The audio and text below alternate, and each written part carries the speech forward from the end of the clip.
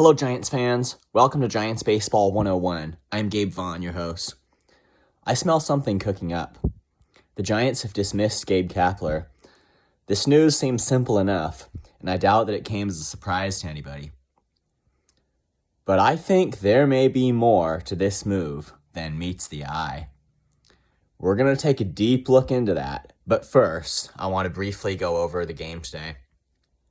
The Giants beat the Dodgers 2-1 today. I didn't think they were going to be able to win a game, and this is an unlikely event, particularly when Kershaw was pitching. But Tristan Beck went 5 innings, and then Ryan Walker pitched 2, and Tyler Rogers pitched the 8th, and Camilo Doval the 9th. And Tyler Fitzgerald homered against Kershaw in the 3rd. Is he showing his power or what? I mean, I have to say, if you're talking about young prospects that are like the most hopeful, for the future, probably if Patrick Bailey is the number 1 guy there, I would say Tyler Fitzgerald would have to be number 2. I mean, just what he's showing right here late in the season. And then Wilmer Flores scored in the 6th on an error by third baseman Max Muncy. That brought in the 2nd run for the Giants, and they ended up beating the Dodgers by 2-1, with a good effort from their pitching. So even though it's all over, it will be at least somewhat interesting tomorrow with the series tied 1-1 to just see who wins. I mean, if you got nothing better to do, it's a game to maybe keep your eye on, because I mean, it is going to be a contest there for sure. And now we're going to tackle the big news. Gabe Kapler has been dismissed. And I'm not sure what you expected coming into this video tonight. I don't know if you got on your phone, your iPad, your laptop, or whatever, got on YouTube, onto Giants Baseball 101, and expected that we would be having a big party over the fact that the Giants are finally making a managerial change. Well, if that was the case, I hate to disappoint anyone, but we're not going to do that. It's too early for that. You can't say whether this is going to go one way or another. We just can't. And we need to take a look behind the scenes. This is the surface. It seems just like a simple enough Giants organizational decision on the surface, but we need to take a look behind the scenes. That's what I want to do here. And let me first of all point out that dismissing Gabe Kapler was, I think it was certainly the right move. I mean, he's a pretty good analytical and situational thinker, and a pretty good strategical thinker as it is, but honestly, with the resources that he had in 2023, even though they were far below what we expected and wanted, I think Kapler needed to make the team come out to something better than this. And the same thing applies to last year too. So even with the Giants not signing the players they should have signed, not getting the players they should have gotten in trades, and with all that front office stuff, I do think that Kapler has underperformed with what he's given, and that he did need to squeeze out a little bit more from it. So is he partially at fault? Yes, I think so. So this decision to dismiss Kapler was probably the right one. And I think new on-field management certainly is what the Giants need. But where are we going with this? Well, sometimes the key to everything is just to pay attention to certain little details. And there's a detail that I believe might be the key to what we're trying to dig into. There's this one detail about Kapler's dismissal that we need to zero in on. Is anybody thinking of what that might be? It's about the timing of the move. The timing of when the Giants announced that Kapler was dismissed. It was on Friday. Kai Correa, the bench coach, is taking over as manager for the final games. And I didn't mention that yesterday because I hadn't heard, honestly, but this series against the Dodgers is being run by Kai Correa because because Kapler was dismissed on Friday. And this, I think the least we can say about it is it's unusual. Mid-season managerial changes are pretty rare. But when you're just at the end of a season like that, prior to the last few games, how often does that happen? I mean, seriously, how unusual is that? Kapler was dismissed with 3 games to go. Wouldn't that be kind of awkward timing? It would make even more sense, even though it's unusual, if it had happened at, say, the middle of the season, the Giants wanted to make a playoff run with a different guy, and they made a change mid-season. That would be unusual, but at least it would make very clear and apparent sense.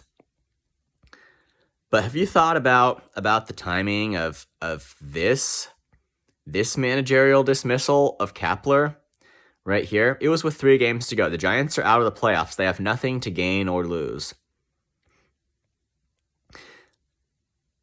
And the question here is why? Why wasn't Kapler dismissed at the end of the season? Like, it was just going to be a few more games. Why didn't the Giants wait until then? It certainly doesn't seem to be productive in any way to be a man down on the coaching staff, does it? Like, if you're just thinking, and I mean, 3 games, it doesn't really matter, but if you're just thinking about efficiency and all that, it hardly seems to be a positive thing for the Giants to put themselves a man down on the coaching staff for the final 3 games of the season. I mean, they might have called up a coach from the minors. I don't know exactly what they did, but I mean, just using an interim manager for the final 3 games of the season, like, what's the meaning of that? There's a lot of awkwardness in the timing of Kapler's dismissal. Please don't take any of the speculations in the remainder of this video as being stated as fact, because I don't mean it to be that way. I'm just going to keep it at the level of speculation. But there are some things we could look at. So imagine that you're Farhan Zaidi right now. Just imagine you're in his position. You've been with the Giants for 5 years. One of those years you made the playoffs, but that's it. There's been a lot of missing the playoffs with just mediocre level talent. And what's probably going through your head? Well, if I had to make a guess, I would imagine that Farhan Zaidi isn't feeling super at ease right now about his position. Just the fact that the owners, that one of the owners said that Zaidi and Kapler would both return in 2024. I don't. If you know how this business works, I don't think that was necessarily complete in helping Zaidi to sleep at night. That much we can assume is probably true. Farhan Zaidi is probably kind of nervous heading into this offseason.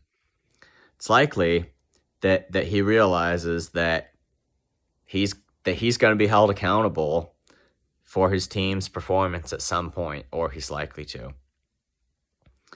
Now, Is it just outside? I'm not saying he is doing this. Is it outside the realm of possibility that he is under pressure to take some action, and that played a role in leading to his decision to switch managers right here and part ways with Gabe Kapler? You just think about that. He's probably under some pressure to take pretty quick action. And if you think about just why he didn't wait until the final few games of the season were over, why he just went ahead and dismissed Kapler, I think honestly that there is likely some urgency here.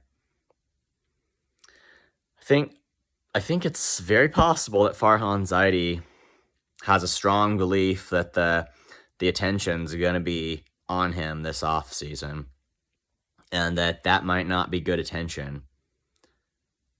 And knowing that, he had to take action. I'm not saying that was the reason. I'm just saying I think that's a very strong possibility. So what's the conclusion of all that? Well, we just wouldn't know it. And again, I'm not saying that's why. I'm not saying that's why Zaidi made this decision. I'm just saying it's a possibility. I don't know, but it's certainly consistent with the facts. And if that's the case, we can't draw a conclusion from it yet. Because if Zaidi is genuinely realizing that he's got to take action, and that this will lead both to adding on a good manager as well as improving the team. The manager can't do it all himself. He's got to have performance from his players. If Zaidi really is feeling the pressure, and it leads to just a change in his total performance as the president of baseball operations, and a truly competitive team that can actually make the playoffs in 2024, it's a good thing. But if, on the other hand, all Zaidi accomplishes is keeping his job by turning the attention to either the whole on-field manager side of it, or maybe just the mere fact of looking for a new manager, if that's all he accomplishes and the team isn't improved and he only keeps his job by just kind of looking like he's getting more active and it makes no lasting impact, then it's a bad thing. That's why I'm saying we don't know. We don't have enough information yet, and we can't say whether Kapler's dismissal is truly a step in the right direction or not. Is Farhan Zaidi waking up? Or is he just seeming to wake up in a way that's going to go away in a few months or before then? We will have to see. Now, before we close out, I do feel the need to just discuss this issue of a new manager. Again, I think it's right that Kapler is not staying with the Giants for 2024. But if they don't find a guy who can actually get them somewhere, then this is not going to turn out to be a positive change. It could be, the Giants situation could be next year, it could be as bad or worse than this if they don't do this right here. Change by itself is not necessarily a good thing. So the candidates for the manager, what's the key here? And there is something that to me, it's obvious, but others, they may disagree. Just saying what I think here. You look on the Giants' official website, and it lists the candidates for manager, but there's one guy, and he's the key. His name is Buster Posey. He's on the list of potential candidates for the Giants' next manager. Isn't it kind of obvious why he'd be the guy? He's been a Giant for his entire career. He's been in 3 championships, so he knows what it was like back then. I'm sure he could connect the dots. Like, he needs some help from the front office. I'm not saying Posey could run this thing single-handed. He would need some help. He would need some cooperation for sure from the front office. But here's why it'd be a step in the right direction.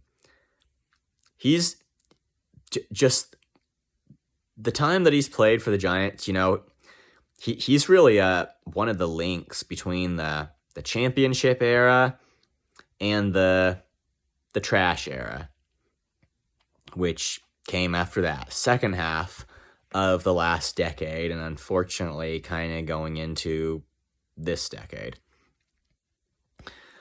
If Posey could become the Giants manager, don't underestimate that. I think that it could do more for the Giants than you might even expect right now. What I'm saying is that there's a vacancy in this position. The Giants, they've had opportunities before and haven't made the right decisions, but they've got the opportunity to make the right decision here. Buster Posey is the man for them. Now, it's kind of obvious what the issues are. They said it in that article, but I mean, we know anyway. I don't think that you're allowed to be a manager if you own stock in a team. I don't exactly know that rule, but I don't think you can be a manager if you own stock in a team. And Buster Posey does own a share in the Giants, so he would probably have to give that up in order to be the manager, and that is a pretty big roadblock there. But if the Giants just look at that and move on, that's an issue. And that's why it's so important that Posey is not underestimated here. Because he could be the key for the San Francisco Giants. They need to do all they can to convince Posey to come in and take the position. They really need to do that. It might not be easy. I wouldn't expect it to be easy here if Posey's not like actively looking for a job as the Giants manager. But they need to convince him. They need to work on him about it. That's their next task right here. This could be a serious way to get them back into contention if they have the right manager. And of all the candidates, I think Buster Posey is the man. But let's say they can't sign Buster Posey on as manager. There is a secondary option that may just be the best thing. And that would be Ron Wotus, who has a long time been a coach for them. Now he's an assistant, I forget what, in the front office. The reason for that is, well, it's just what it said in that article listing the Giants manager candidates. That he would be a link to the championship era. For the Giants to have a guy who's a link to their championship era, of all the options that they have, like, that's the key for them. They need guys running the team who can get them back to where they were, or at least looking something like what they were when they won those 3 championships. That's our history. That is the San Francisco Giants history that is, for now, it's the pinnacle of this century. That's what the Giants have to have a mindset of getting back to. No, they can't revive all of the great players who were there then, but that's what they have to press toward getting back to.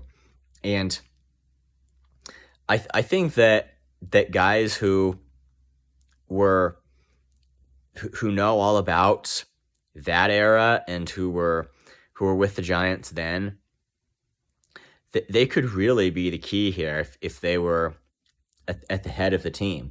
I still think Buster Posey is the best candidate here, but I mean Ron Wotus could also. I think he could be a close second, honestly. So these are the guys that the Giants have to find a way to make one of them the manager. And when Gabe Kapler was hired in 2020 instead of Ron Wotus, who was also a candidate, I have to say I think that's an area where the Giants went really wrong. I mean,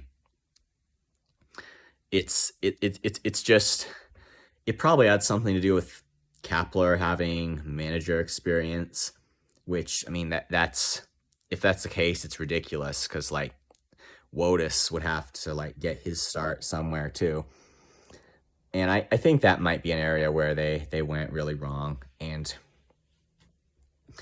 they need someone now who really knows what the good old times were like, and Posey and Wotus would both fit well into that category. Thank you for watching. This has been Giants Baseball 101. Please subscribe if you haven't. Also, please leave your questions and comments. You know where to do it. I'll see you next time on Giants Baseball 101.